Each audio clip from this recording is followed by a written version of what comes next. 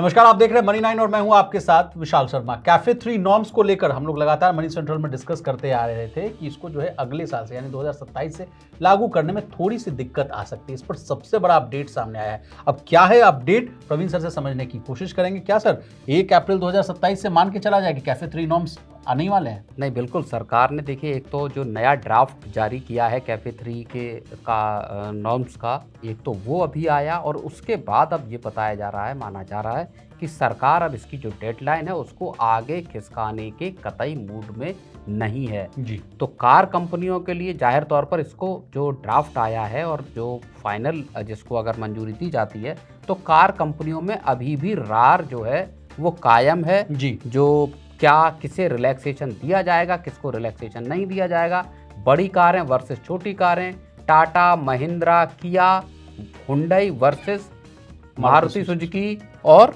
Reno हो गई या टोयोटा हो गई। जी। एक तरफ ये गाड़ियां हैं, एक तरफ बड़ी गाड़ियां बनाने वाली कंपनियां हैं। तो रार अभी थमी नहीं है, लेकिन सरकार का इरादा पक्का जान पड़ रहा है कि अगले साल से कारों के लिए नए जो कैफे नॉर्म्स या एमिशन के जो नए नॉर्म्स हैं उसको सरकार 1 अप्रैल से लागू कर देगी। लेकिन सर बीच में ये भी खबरें आई थी कि छोटी कार वालों को जो है राहत मिल सकती है, जैसे मारुति सुजुकी और रेनॉ की आपने बात की थी। अब कहा जा रहा था कि पहले जो सख्त नियम थे अब उन्हें थोड़ा आसान कर दिया जाएगा। कहा गया था कि पहले जो 51 ग्राम CO2 प्रति किलोमीटर का टारगेट पूरा करना था, जिसको अब कहा गया कि नया टारगेट इसको रिवाइज करके लगभग 64 ग्राम CO2 प्रति किलोमीटर कर दिया गया था। यानी कहा जा रहा था सर कि अब कंपनियों पर जो है दबाव कम होगा। इस मामले को कैसे समझे सर? नहीं, देखिए जो 900 किलो तक की कारें हैं, जो नया जो ड्राफ्ट आया उसके हिसाब से 900 किलो वजन तक की गाड़ियों को थोड़ी रियायत यहाँ पे सरकार देने के मूड में है और इसका फ़ायदा मारुति की ऑल्टो हो गई या रेनो की क्विड हो गई, इस तरह की जो बिल्कुल छोटी कारें हैं या एक्सप्रेसो हो गई,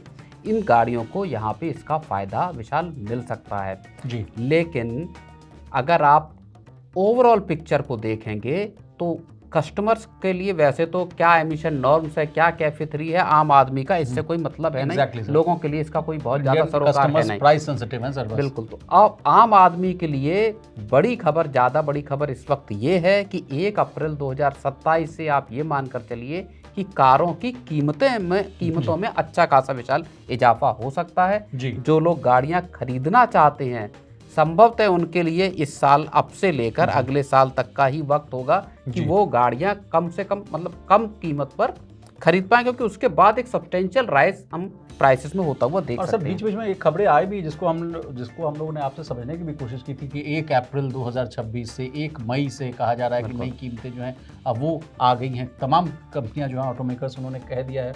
अब बाकायदा न्यूज़ में भी आ रही है सर कि वो कीमतें हैं वो महंगी होती हुई नजर आ रही हैं। तो मैं आपसे ये प्रश्न पूछना चाह रहा हूँ सर कि जिस तरह से GST बचत महोत्सव हम लोगों ने मनाया, इतनी रेट कट का फ़ायदा उठाया और जमकर गाड़ियाँ उस समय बिकी भी, क्या अब उसकी जो बिक्री की रफ्तार वो धीरे धीरे कम होती जाएगी? जैसा कि आप कह रहे हैं कि अगले साल से कीमतें महंगी हो जाएंगी और अभी भी देखिए ना मंथ ऑन मंथ बेसिस पर भी जो है खबरें आ ही रही हैं कि आप महंगा होते जाएगा। उसके पीछे कारण दिया जा रहा है इनपुट कॉस्ट एंड तमाम जियोपॉलिटिकल टेंशंस एंड ऑल।